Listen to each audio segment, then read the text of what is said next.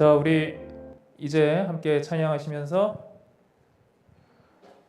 우리 안식일 환영 예배를 또 그리고 사경회 함께 시작하시도록 하겠습니다.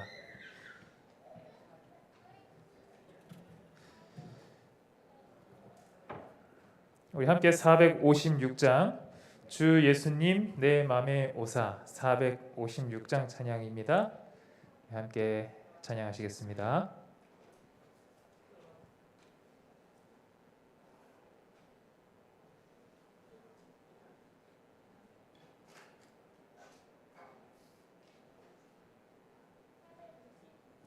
(456장)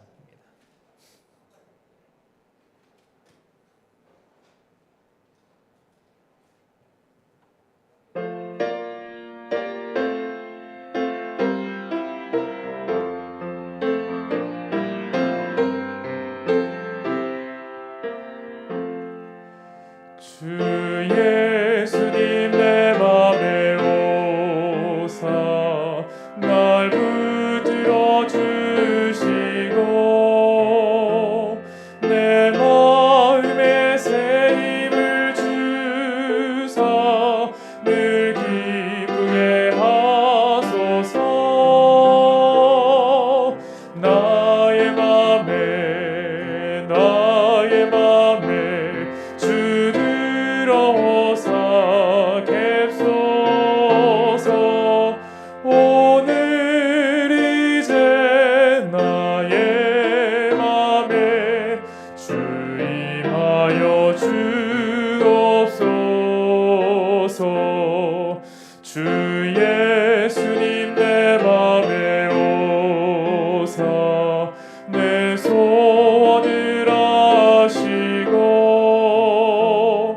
내 무거운 짐 맡아주사 마음 편하게 하소서. 나의 맘에 주 들어오사 갭소서. 오늘 이제 나의 맘에 주 임하여 주옵소서. 주 예수님 내 맘에 오사 날 정결케 하시고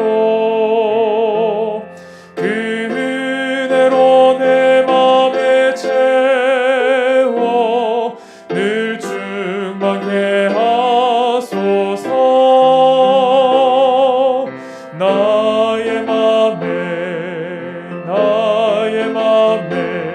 주 들어오사 갭소서.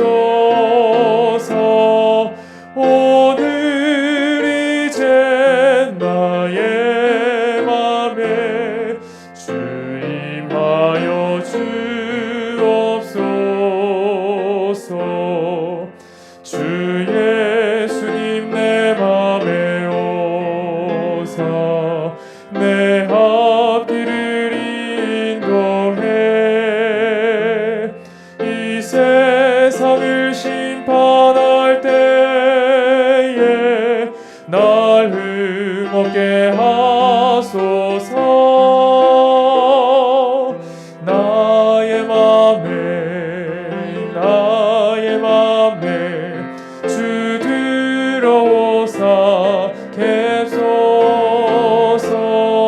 오늘 이제 나의 맘에 주 임하여 주옵소서.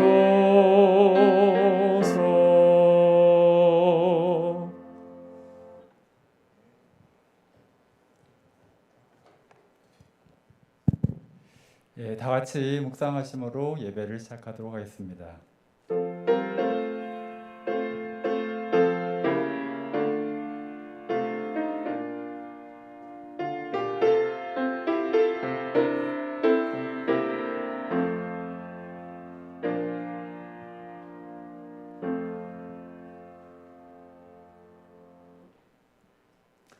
예, 시작하는 찬미는 모두 일어나셔서 찬미가 206장을 부르도록 하겠습니다. 찬미가 206장입니다.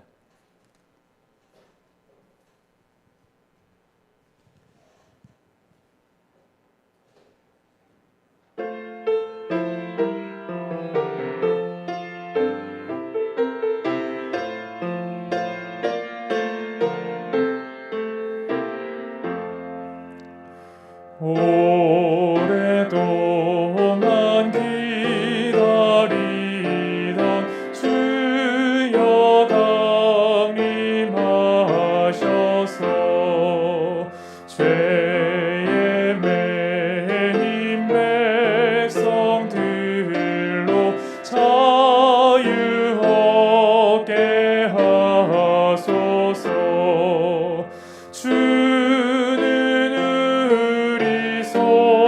소망이요 힘과 위로 되시니 오래 주를 믿던 백성 많은 복을 받겠네. 모든 백성 구하시려 만왕의 왕 오시니 죄로 상한 우리 마음을 은혜로서 고치고 영원토록 우리들을 친히 다스리시며 주의 빛난 보좌 앞에 이르도록 하소서.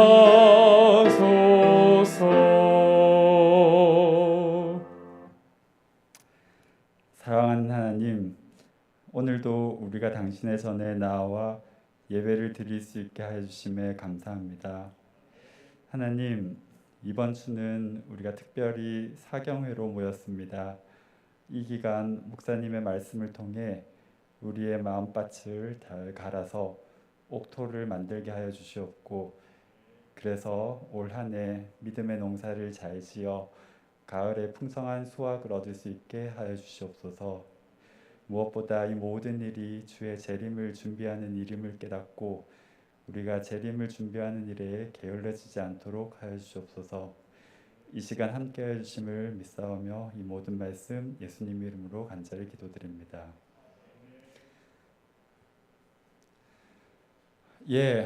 정말 오래간만에 또 이 금요일 예배를 현장 예배로 드릴 수 있게 된 것 같습니다. 또 그렇게 우리나라의 역병을 좀 줄여주신 하나님께 감사드리고요. 아마 여러분들 다 아시다시피 이번 주는 사경회로 우리가 감철규 목사님을 모시고 예배를 드리고 있습니다. 오늘도 목사님 말씀을 통해서 많은 은혜 받으시기 바랍니다.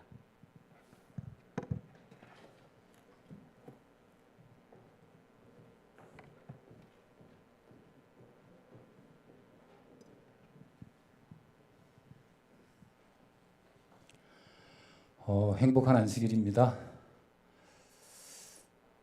제가 신학교 다닐 때 오만규 교수님 계셨습니다. 그분이 쓴 글에 보시면 이 안식일을 이렇게 표현하십니다. 동향화에 표현하시는데 동양화 하면 저는 난이 생각나는데 난이 이렇게 그려지지 않습니까? 그리고 동양화는 그 난 외에 하얀 백지 여백이 있습니다. 목사님 표현하기를 안식일은 동양화 같다. 이 난의 옆에 보여있는 흰색의 여백, 그러니까 쉼을 주고 안식을 주는. 한 주 동안 저는 사경회를 이렇게 편하게 한 적 처음입니다.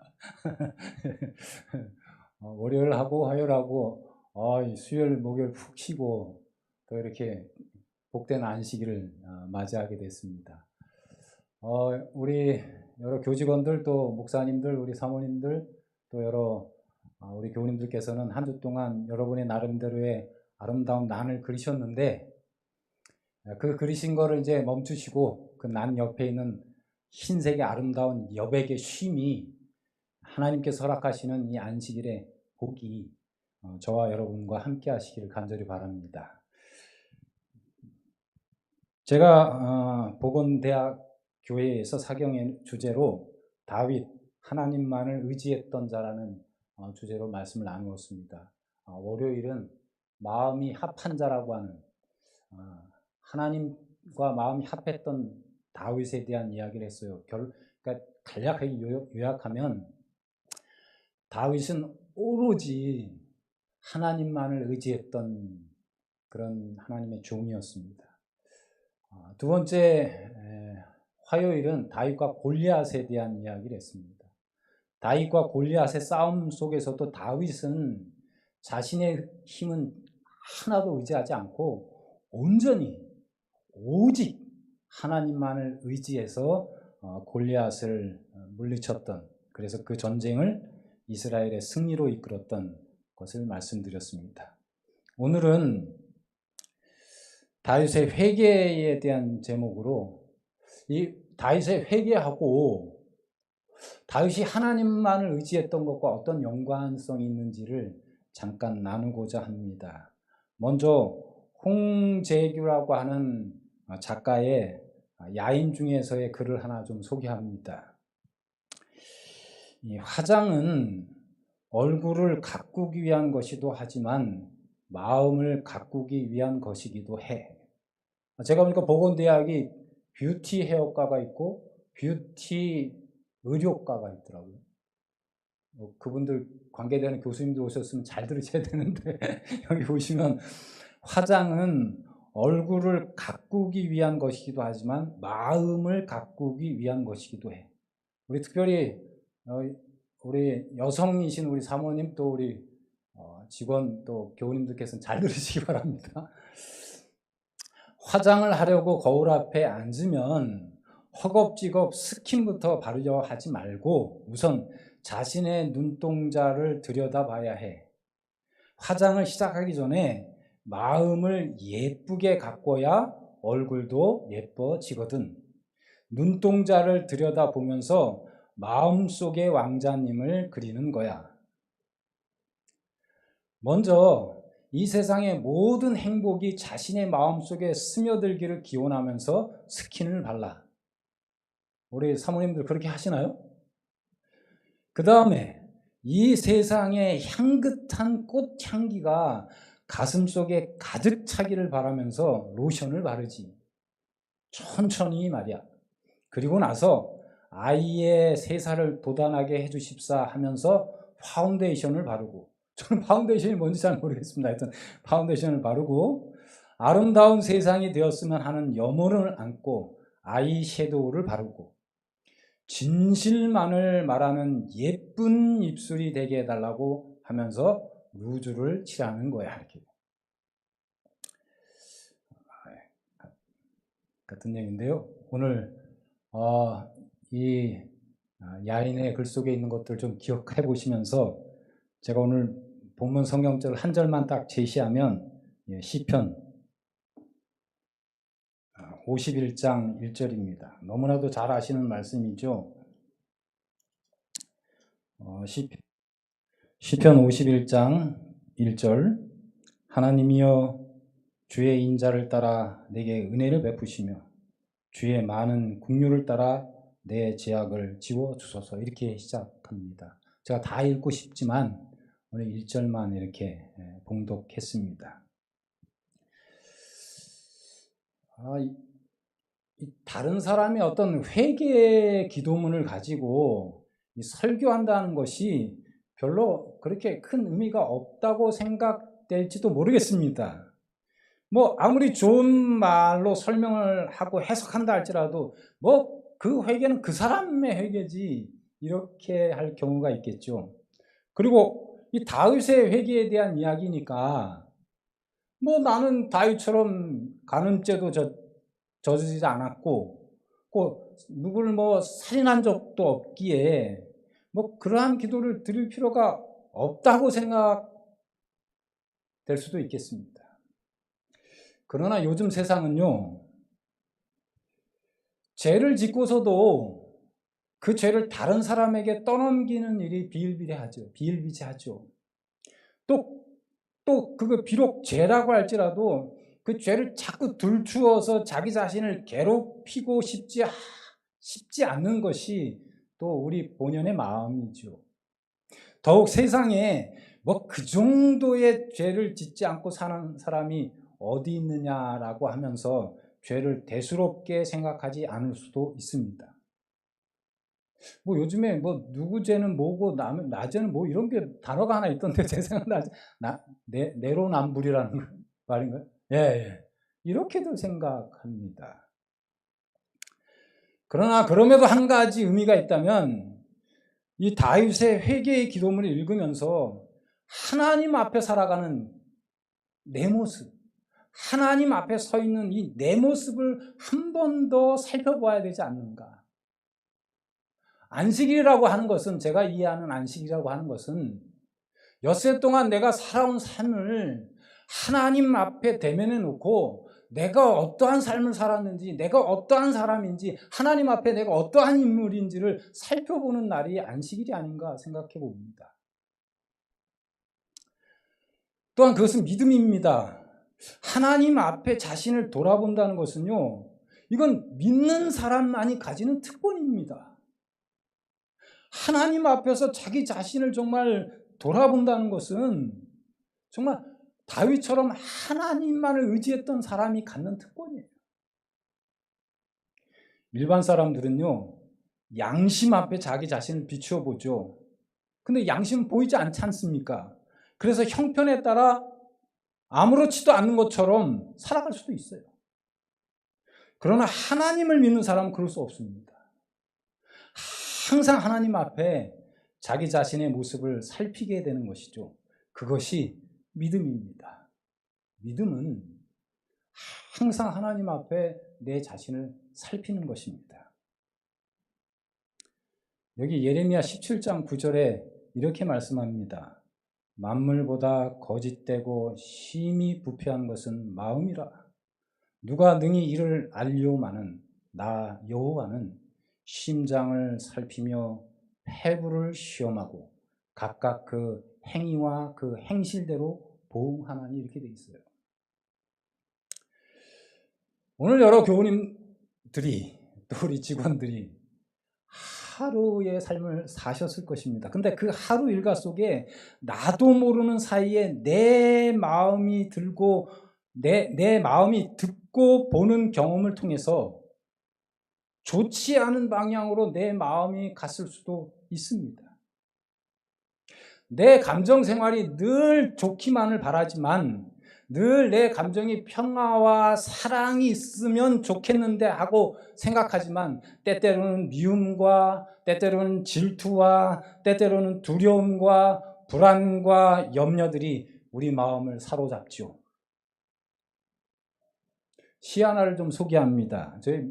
제가 말주변이 없어서 다른 사람의 시를 통해서 제가 무엇을 전달하려는지를 좀 소개합니다. 이시우 씨라는 시인의 내 안에 있는 두 마음을 소개하면 이렇습니다. 오 주님, 항상 두 마음을 품고 사는 나약한 나를 용서하여 주소서. 나의 매일의 삶 속에서 오늘은 주의 뜻대로 살리라 다짐하면서도 하루 동안에 나의 하는 모든 일들이 내 뜻대로 살아가고 있는 두 마음을 품은 자입니다. 여러분 어떻습니까? 저도 이게 처절하게 느낍니다. 아침엔 정말 내가 주의 뜻대로 살겠다고 하는데 저녁에 되면 내 뜻대로 살았어요. 계속해서 시인은 이렇게 기록합니다.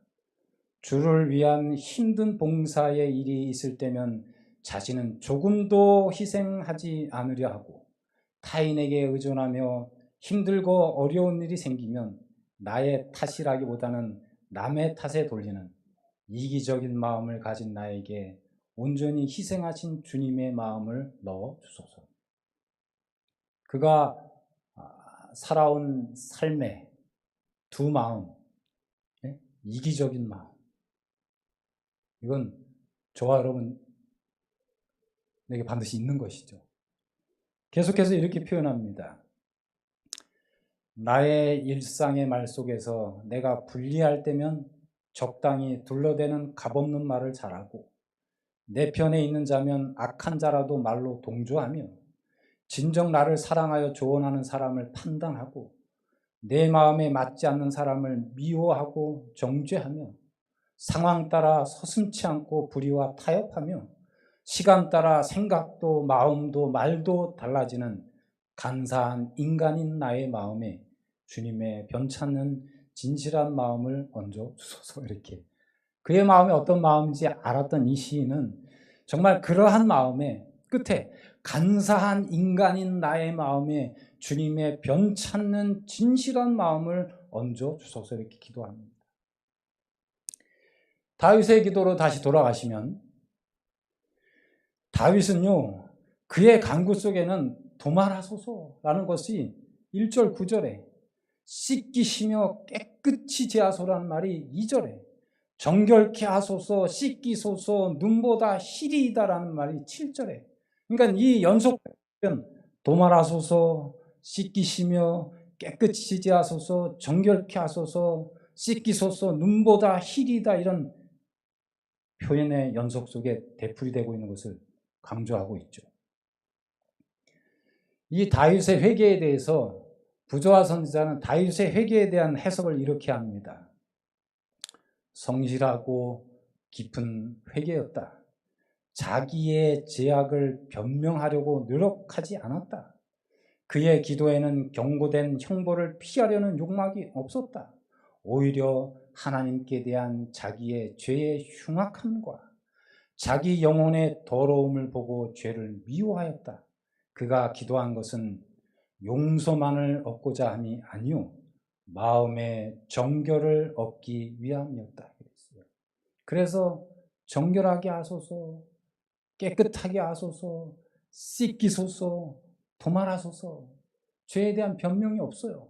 그리고 어떤 그 죄에 대한 형벌에 대한 두려움이 없습니다. 끊임없이 깨끗게 해달라고, 정결케 해달라고 그는 기도합니다.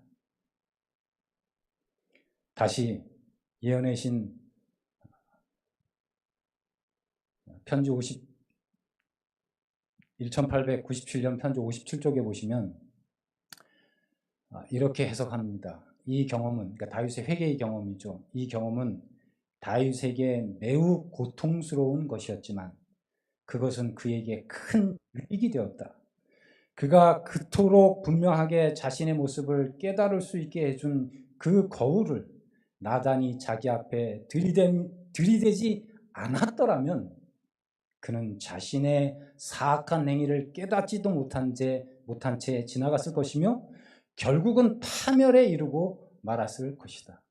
그의 죄를 깨달은 것이 그의 영혼의 구원이었다.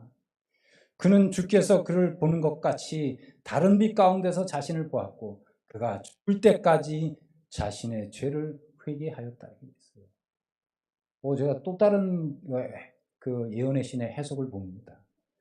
선지자의 해석을 봐요. 그의 죄를 깨달은 것이 그의 영혼의 구원이었다. 이렇게 돼 있어요.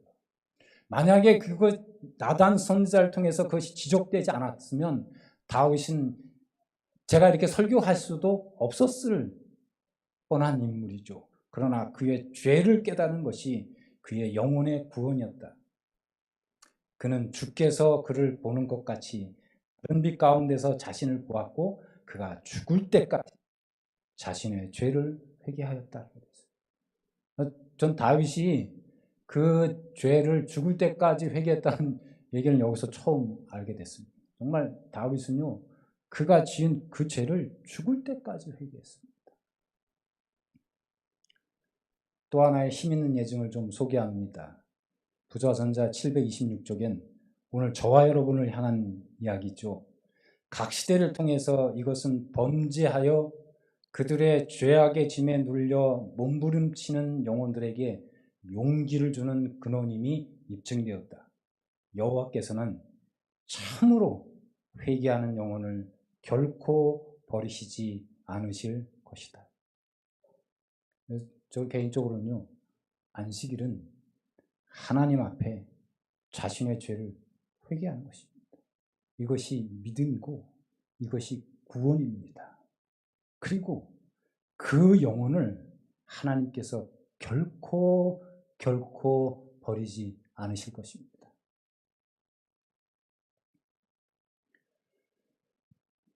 중요한 겁니다. 네, 지금까지 제가 얘기한 게 핵심이 아니고 앞으로 지금 얘기하는 게 핵심입니다. 이 시편 51편의 이 다윗의 참회의 시에서 가장 중요한 개념은요, 하나님이여라고 지적하면서 하나님과 마주하고 있는 것입니다. 하나님이여 하고 이 다윗은 하나님과 마주하면서 그 시를 기록하고 있는 것입니다. 즉 다시 말씀드리면 이 하나님을 마주한다는 것, 이것이 참회의 이유가 된 것입니다. 하나님을 마주한다는 것, 이것이 다윗의 참회의 목적이었습니다. 하나님을 마주한다는 것, 이것이 참회의 내용입니다. 그러니까 시편 51절의 참회의 가장 중요한 이유는 하나님과 마주한다는 것을 다윗은 강조하고 있습니다. 하나님이 계시기에 내가 참회하고 회개할 수 있다는 것입니다. 신앙이라고 하는 것은요, 내 자신이 다른 사람과 비교하여 얼마나 더 나은 삶을 살았느냐가 아닙니다. 내 자신이 다른 사람과 비교하여 내 믿음이 더 좋은가가 아니죠. 내 자신이 다른 사람과 비교해서 내가 더 열심히 일했는가가 아닙니다. 신앙은 그것이 아니에요. 신앙이라고 하는 것은 하나님 앞에서 내 모습이 얼마나 진실한 것인지를 아는 것이죠. 그리고 하나님 앞에 내 진실한 모습이 얼마나 부끄러움을 알고 회개하는 마음으로 살아가는 것이 하나님을 향한 신앙입니다. 그래서 이 회개는 하나님 앞에 마주한다는 것은 정말 그리스도인이 가질 수 있는 놀라운 특권입니다. 아까 예언의 신도 증언하지 않습니까? 다윗에게 나단의 그 지적이 없었으면 다윗은 구원받지 못했을 것입니다. 정말 신앙이라고 하는 것은 하나님 앞에서 내 모습이 얼마나 부족한지를, 얼마나 부끄러운지를 아는 것입니다. 남을 비교하는 게 아니에요. 내가 저 장로보다, 내가 저 집사보다, 내가 저 목사보다, 이런 비교가 아닙니다. 신앙은 하나님 앞에서 내 모습이 어떠냐, 중심을 하시는 하나님 앞에서 내 자신의 모습이 얼마나 초라하고 얼마나 부족하고 어리석은 자인가를 고백하는 것이 참회하고 회개하는 것입니다. 다시 돌아가셔서 시편 51장은 이 다윗 자신이 자신의 죄의 내용을 고백하기보다는 자신이 바라보는 하나님께서 어떤 분이신지를 설명하고 있는 것입니다. 그가 왜 처절하게 도말해달라고, 씻겨달라고, 그리고 나를 정죄하지 말라고 얘기하는 것은 하나님이 어떤 분이신지를 증거하고 있는 것입니다. 그리고 다시 말하면 하나님이 자기에게 있어서는 정말 하나님만이 없으면 살 수 없는 존재라는 것을 고백하고 있는 것이죠.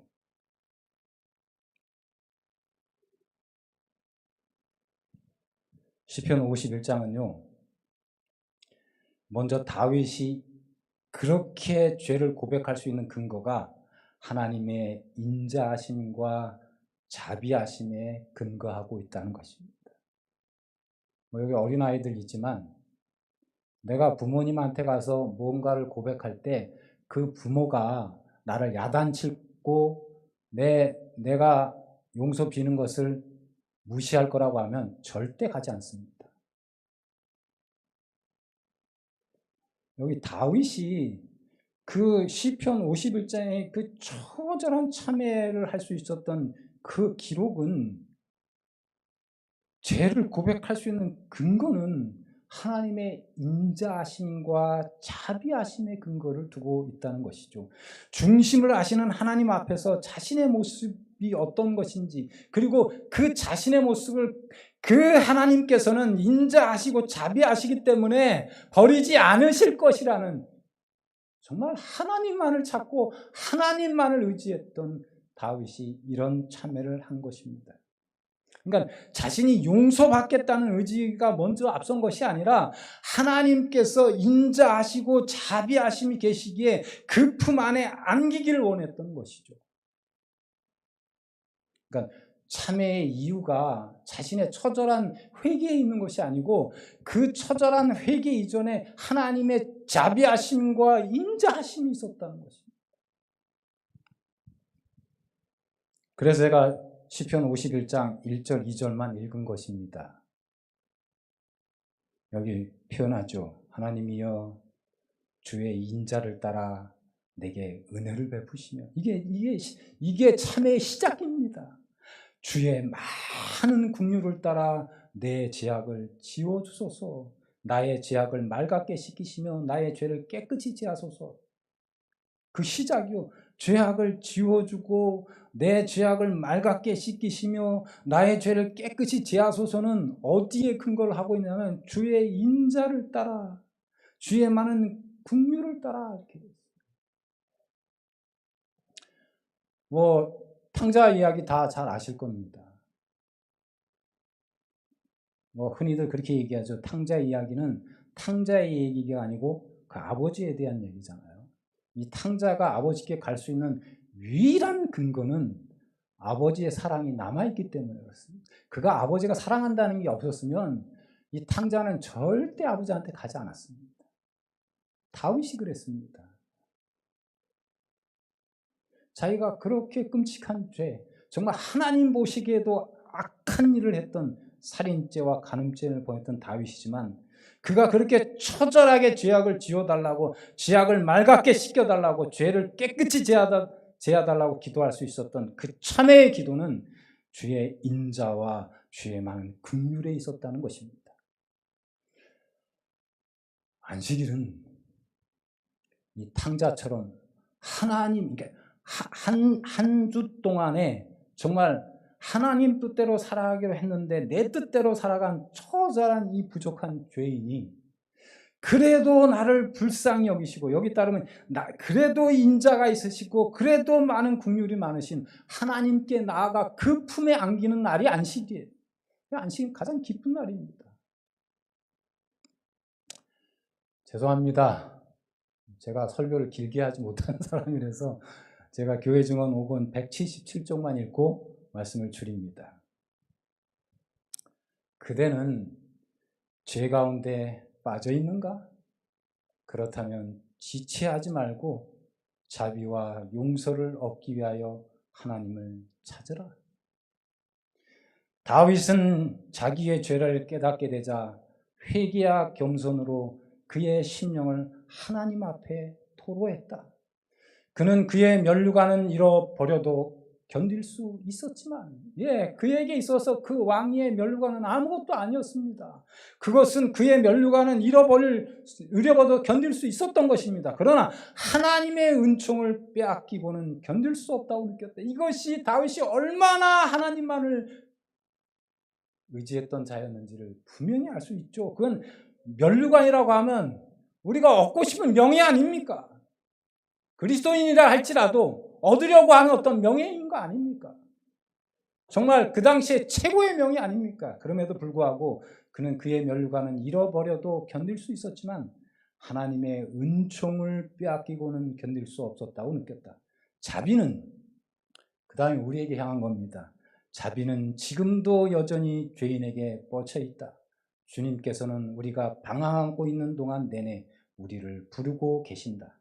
아비가 자식을 불쌍히 여김같이 여호와께서 자기를 경외하는 자를 불쌍히 여기시나니. 안식일은 부족한 저를, 죄 많은 저를 하나님이 부르시는 날입니다.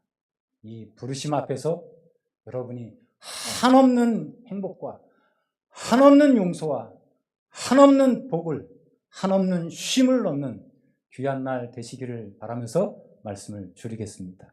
바로 기도하시겠습니다. 하나님 아버지, 우리가 우리의 입술로 아버지라 부를 수 있게 하심을 인하여 감사합니다.